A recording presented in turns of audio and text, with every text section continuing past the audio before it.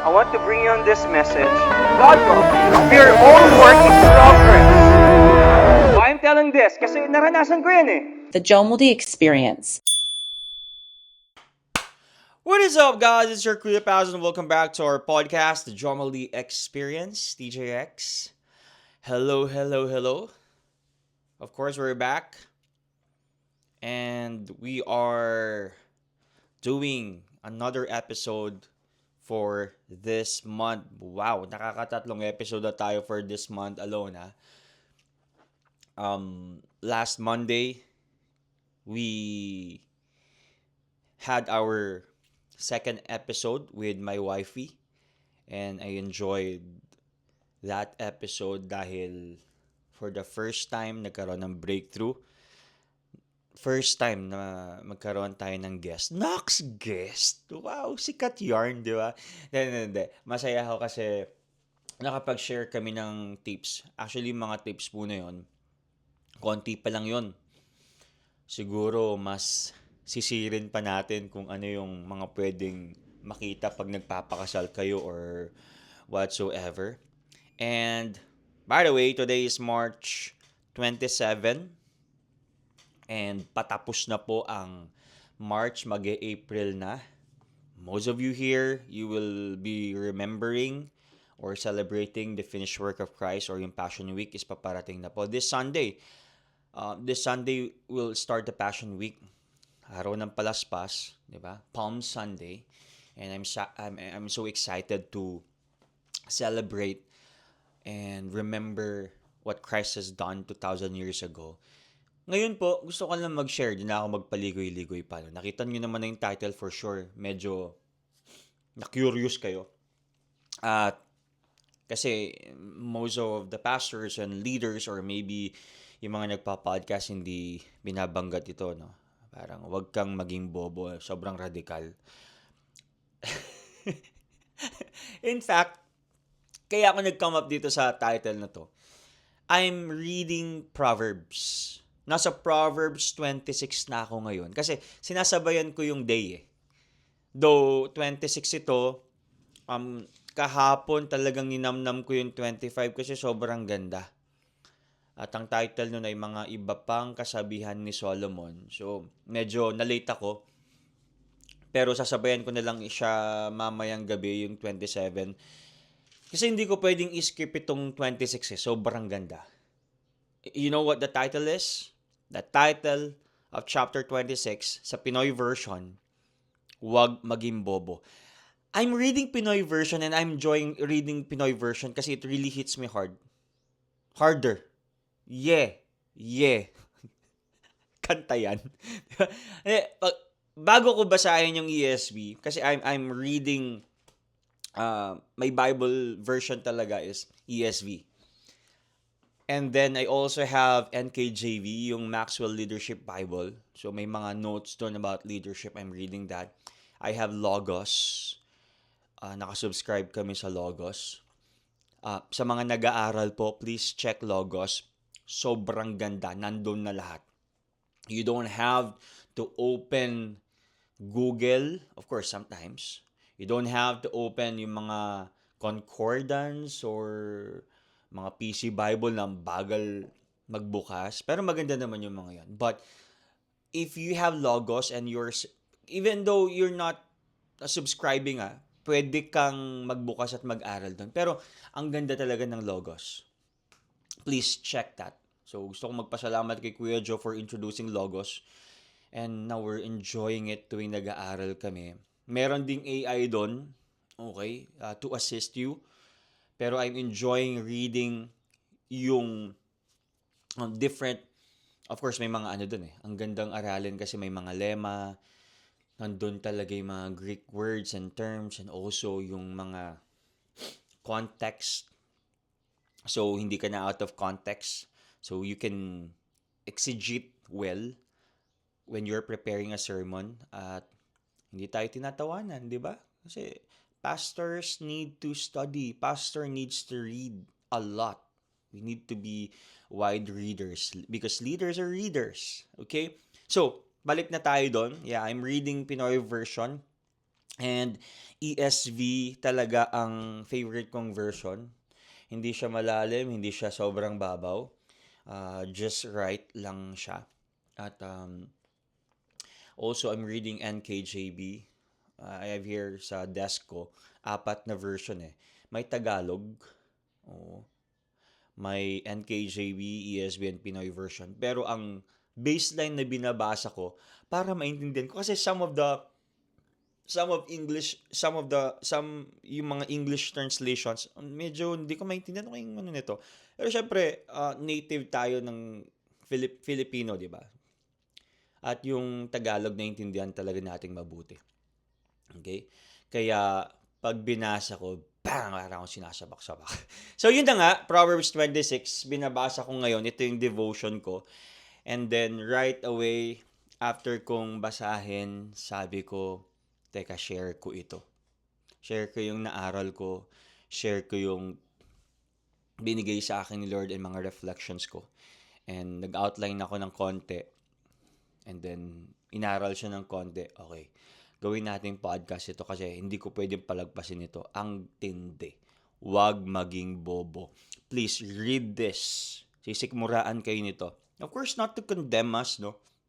Maganda bilang Kristiyano, maluwag po sa atin na talagang kinokorek tayo ng Lord. Kasi kung hindi ka i-correct, hindi ka may tatama at hindi ka gagaling at mag-improve.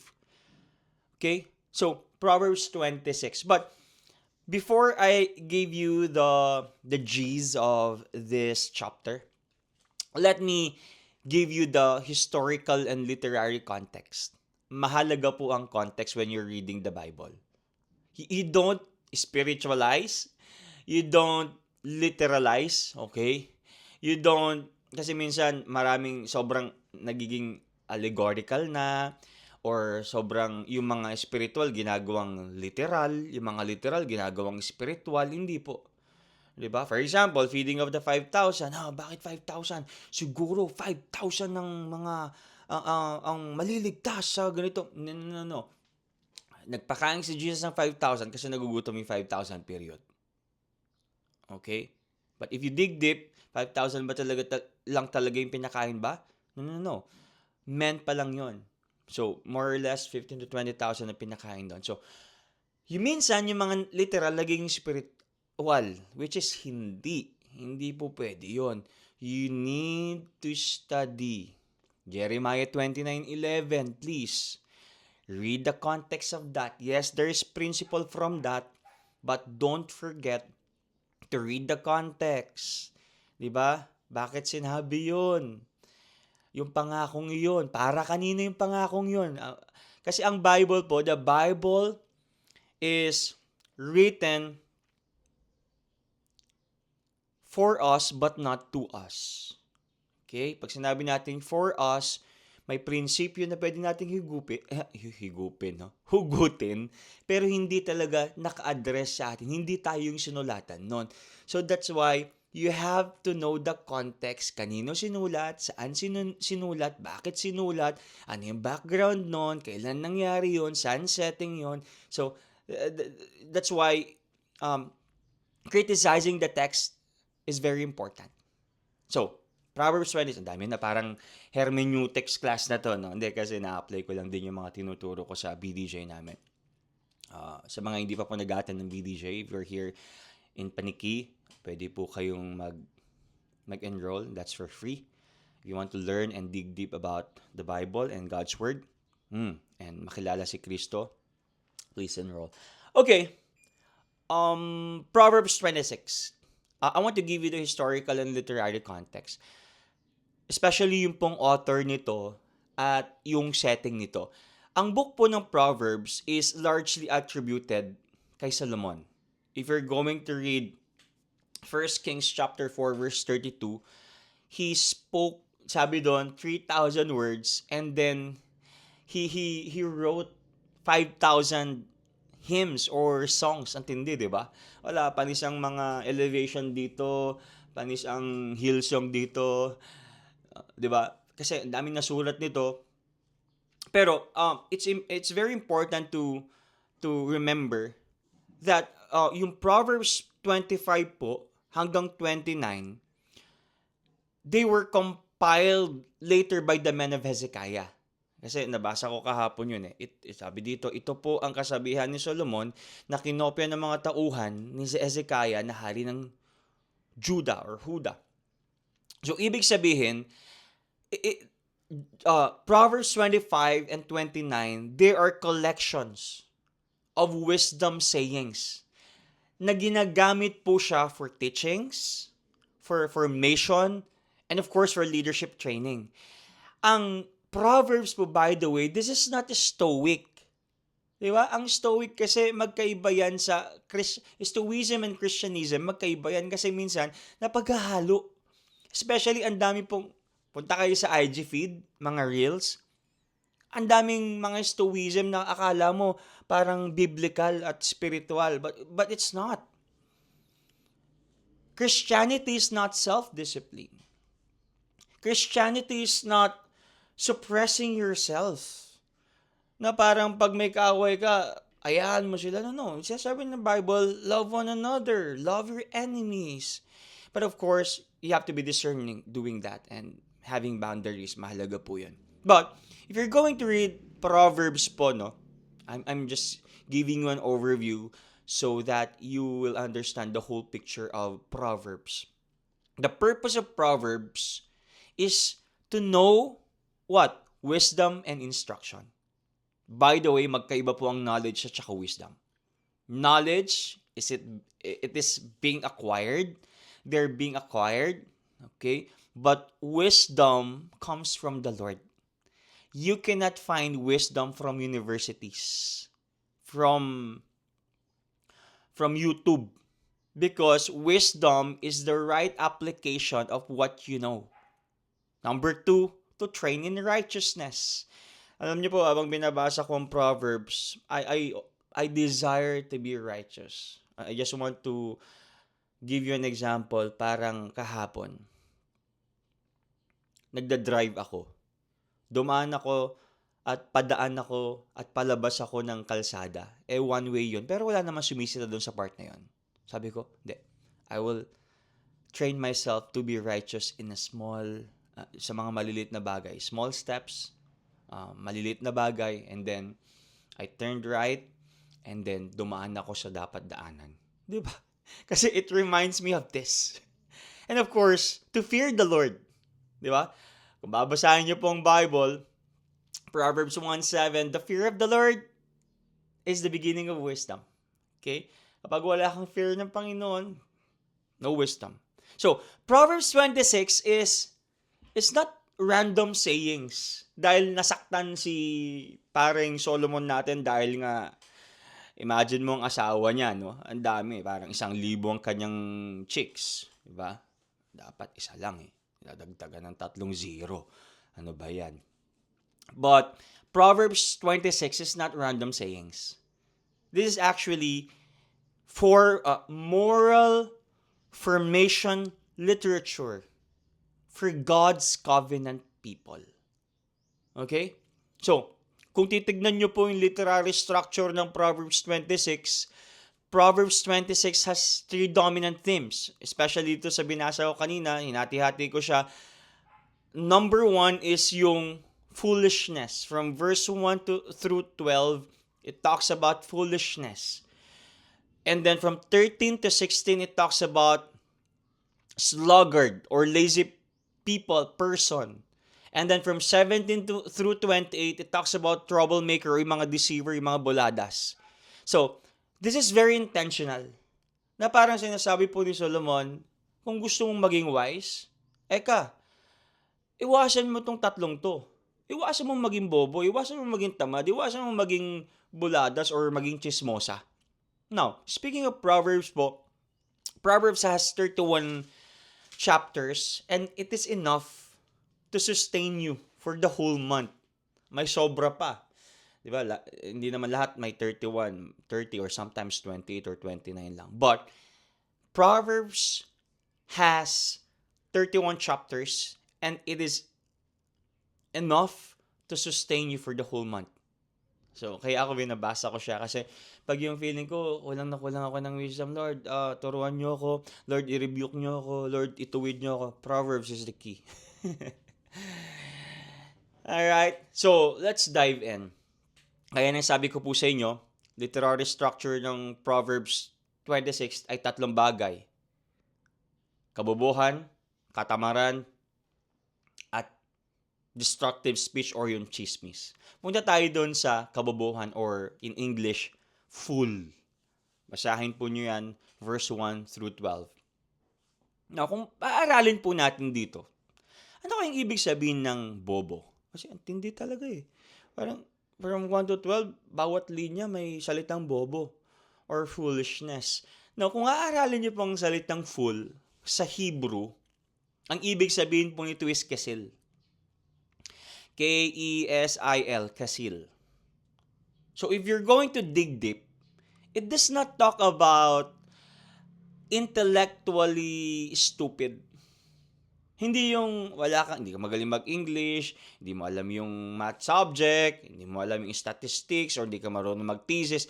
Hindi yun ang binabanggit dito nung writer. But the word fool or kesil, it talks about morally stubborn. Ito yung ayaw makinig, ayaw magbago, and they reject wisdom. Kasi maraming mga matatalino eh. In nature, for example, ang galing nila magsulat. Ako, bilib ako sa mga gano'n. Ang galing nila magsalita, very fluent. Ang galing nila mag-articulate. But they're morally stubborn. When they will ask advice, they will just hear you, but they will not do it. I have a term for that, pero I cannot say it. Okay? Don't say bad words. Pero, may mga tao talaga ayaw makinig.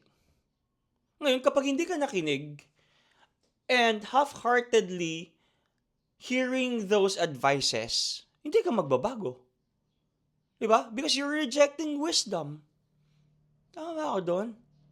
Now, important tension, important verse na pwede nating makita dito yung verse 4 and 5 when it comes sa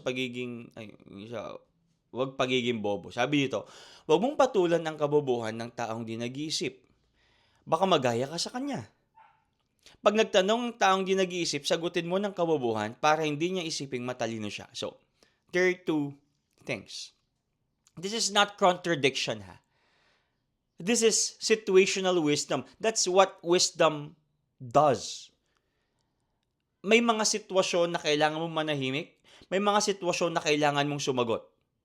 Now, may mga time talaga na pagkausap mo ang isang bobo, may mga time na you have to ignore them. Why? Parang hindi ka bumaba sa level niya. Kasi pag pinatulan mo siyang bobo at bumaba ka sa level niya, bobo ka din. Diba? May naalala lang ako na real na joke, pero hindi ko na i-joke dito. Inside joke na lang baka may ma-offend ako eh. Pero, that's number one. May mga time that you have to ignore those fools so that you will not go down to their levels or to their level. And then number two, may mga time din na kailangan mong sagutin para hindi siya magmukhang what? Tama. Or magmukhang matalino. Sometimes you have to confront those lies. You have to confront those doubts or wrong beliefs and philosophies. Para ipakita sa kanya, mali yan bro. You have to confront them. Rebuke and correct and reproof them. Diba? Why? Because sin is not just ignorance. Diba? Kasi may mga nagkakasala kasi hindi naman nila alam. Daw. Okay? Yes, sige. Let's give the benefit of the doubt. Pero, sin, sometimes, it is willful rejection of God's wisdom. Yung talagang alam na nila yung totoo. Nag-a-attend sila ng church, nagdi-group sila, nagme-mentoring sila, nagdi-devotion sila. They know what Christianity is all about. Di ba? They know what Christianity is. Di ba? but they're willfully rejecting God's wisdom. Read Romans chapter 1, matindi yun. And it's happening right now, guys. It's happening right now. Romans chapter 1. Nandun lahat yon.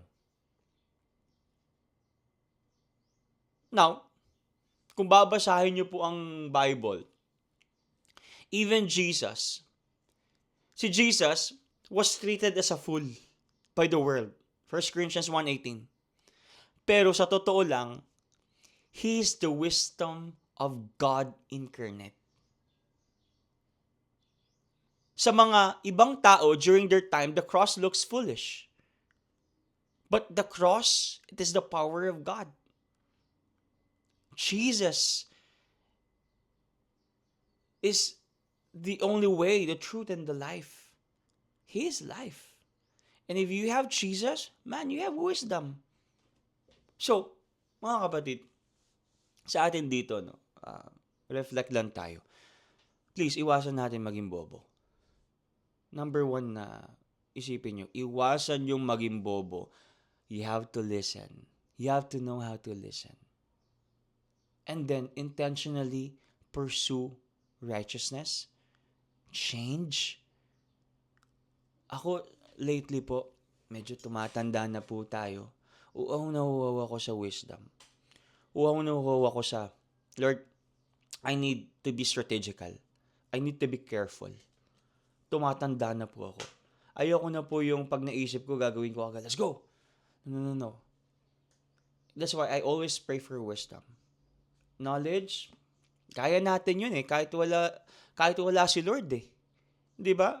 Magbasa ka diyan, galingan mo mag-aral, pero yung wisdom na nanggagaling kay Lord, that's it. Importante 'yun.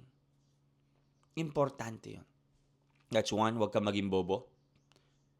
Okay? Or the fool. Number 2, the sluggard.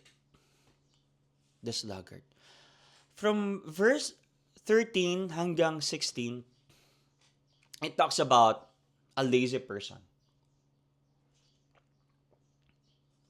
Kape tayo. The sluggard. Kung titignan niyo po yung description ng verse 13 to 16, ang dami, ang ganda. Susuntukin ka talaga Nakalagay dito, "Oy, may layon sa daan. Ang tamad, sinasigaw at sinasabi ay may layon sa daan." Anong ibig sabihin nun? Excuses. Yung mga taong tamad, madaming excuses yan. Di ba? Ano yung mga sample ng excuses? Ay, pagod ako ngayon, di ba? Ay, umuulan, hindi ako makapag-church. Ay, ano ngayon? Parang pagod ako ngayon na... Of course, let's validate those pagod. But, sabi ko kanina sa prayer ko, Lord, I don't need motivation. I need righteous discipline. I need self-control. I need patience. I need joy in what I'm doing. I need love in what I'm doing. I need peace. So, Holy Spirit, you're the one who produces that. I want to grow doon sa mga bagay na yun. Pero, man, iwasan natin yung mag-excuse. Ano pa? Nakalagay dito, door turning on hinges. Anong ibig sabihin nun?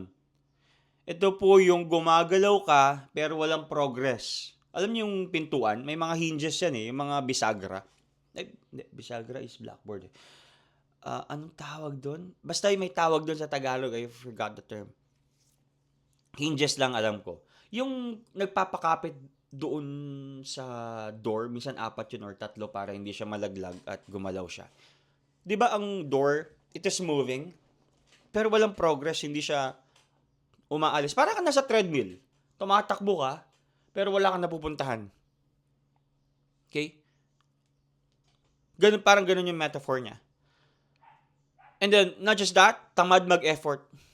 Tamad mag-effort, pero confident sa sarili. May mga ganyan Ang tamad-tamad mag-effort, pero ang taas ng tingin sa sarili niya. Akala niya, feeling niya talaga matalino siya. Now, laziness is not just physical. Handaan niyo po Hindi dahil pagod ako ngayon, tinatamad ako. No, no, no. Laziness is actually spiritual apathy. Why? Nasa Bible po ito eh. Genesis chapter 2 verse 15. God created man to work. And if you don't want to work, man, teka, this is spiritual apathy. And not just that. Kung titignan niyo po ang theology nitong sinasabi natin ngayon, no? Laziness distorts God's design. Huwag pakainin ng tamad, nakalagay sa New Testament yun. Di ba? Nga, gusto ko pong malaman ninyo, hindi po lahat ng pagod ay productive. Hindi lahat ng pagod ay productivity. Marami sa atin dito, aral ka ng aral, pero wala kang wisdom. Pero, kumusta ang spiritual life mo? Name-mentor ka ba? Sinong kausap mo? Di ba? At hindi po lahat ng busy ay fruitful. Just because you're busy doesn't mean you're fruitful. Maraming tao, ako naramdaman ko yung busy ako, pero parang walang napupuntahan na. Fragmented Lord ah. Di ba? Oh, mais. May nagbebenta ng mais na rin nyo ba yan? Hindi ako naka noise cancellation. But, if you're going to see the Bible, Jesus perfectly fulfilled the work of the Father. Ang galing, di ba? Doon sa part ng Gethsemane when he was praying, Lord, if possible, please remove this cup from me. I think, that is the greatest temptation Jesus experienced. Gusto niya tanggalin yung will. Pahirapan siya, inumin yung saro ng kahirapan from the Father to save and to forgive the mankind. But in John chapter 17 verse 4, ang tindi. Because Jesus perfectly fulfilled the work of the Father. Alam niyo po sa gospel, we are saved by grace. Yes. But don't forget that we're also called to be diligent and to obey. Yung tinatawag po na diligent obedience, tuloy-tuloy ang pagsunod. So when it comes to laziness, it's not just about physical. It's also spiritual. Alright? So please, bumangon kayo dyan there's a right time for everything. Matulog ka para magpahinga. Good. Yung 8-8-8, sundin mo yun.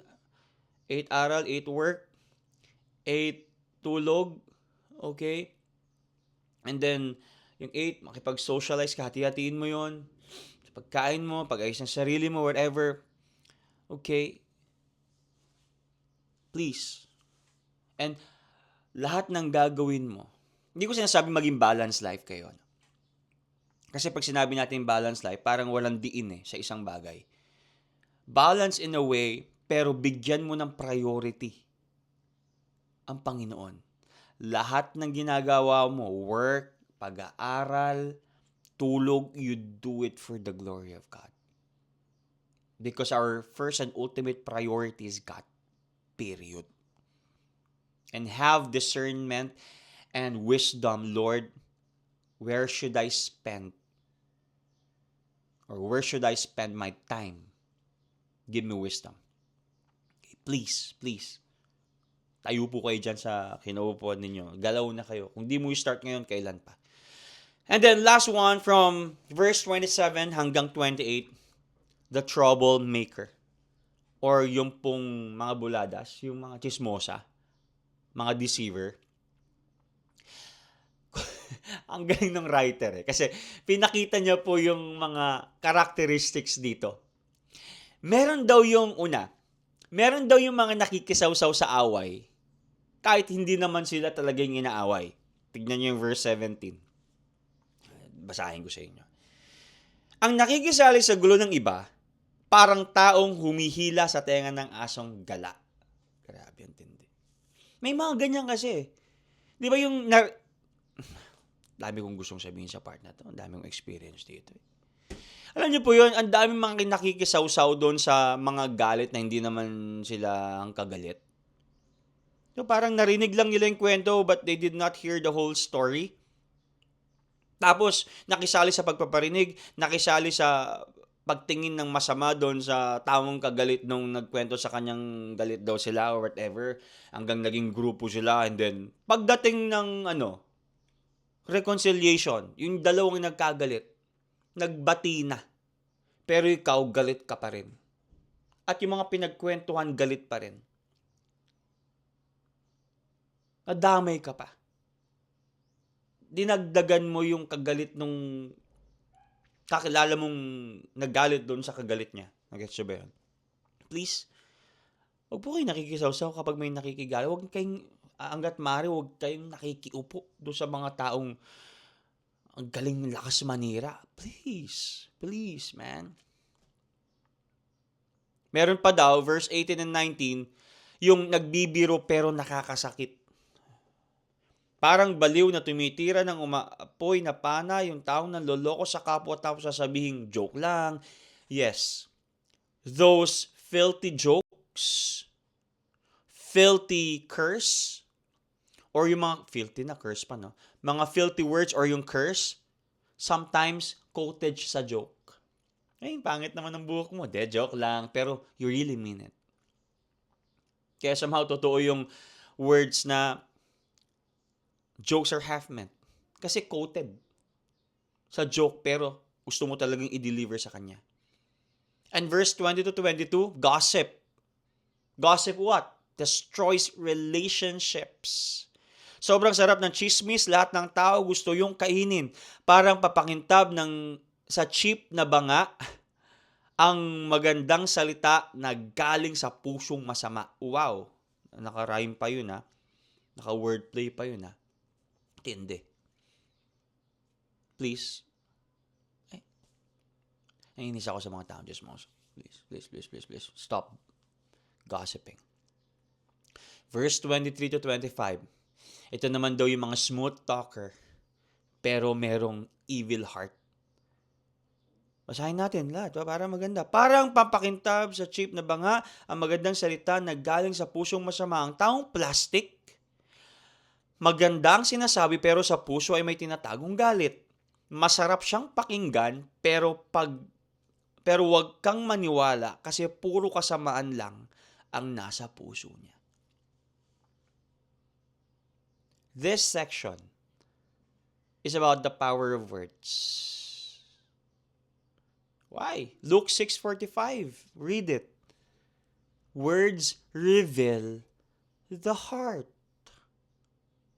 And sinful speech is rooted in a corrupted nature. Kung babasahin niyo pong verse 28, galit ka sa taong sinaktan mo nung nagsinungaling ka at ang pambobola nakakasira ng buhay ng iba. That's true. Because the lying tongue hates its victims. So, hindi lang joke, hindi lang chismis. This is violence in verbal form. Yes, you're not hurting them physically, but you are violent and hurting them verbally. What you post on Facebook, on your notes, on your threads or IG, that could hurt the people.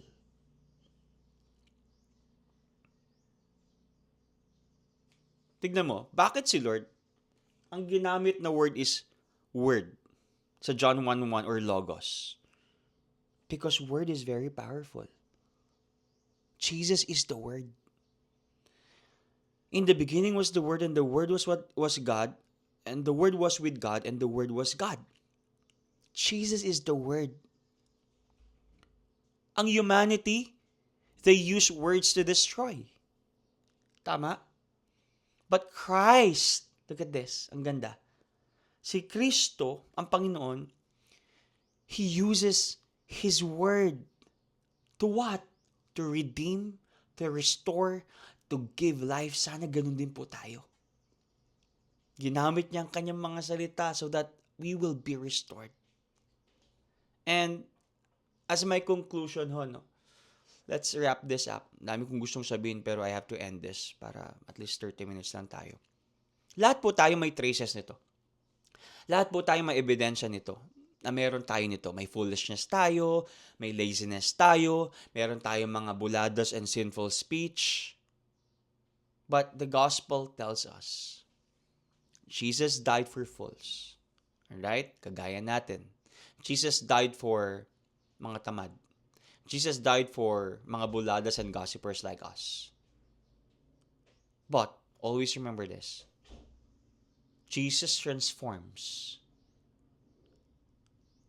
the lazy heart, the lazy person, into faithful servants.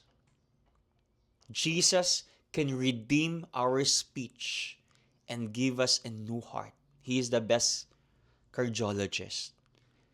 He renews our mind. He is the best neurologist. So ngayon po, I want you to know this. Hindi lang tayo tinuturuan maging wise ng Panginoon. Binabago rin tayo ni Kristo para maging wise. Right? So, hindi lang tanong sa Proverbs 26 kung sino ang fool, kung sino ang tamad, kung sino ang chismosa. Ang tanong po dito is, asan ka doon? Nasaan ka sa tatlong yon? At ang pinakamahalagang tanong na gusto kong iwan sa inyo, handa ka bang magbago kay Kristo? Ang tunay na wisdom. That's all for today's episode. And I hope you enjoyed Proverbs 26. Pray po kayo para po patuloy ang ating enjoyment. And of course, don't forget, magbasa kayo ng Bible. Enjoy your prayer life, your habit of reading the Bible, and of course, magpa-mentor kayo. God bless you. Mabuhay po kayong lahat. This is DJ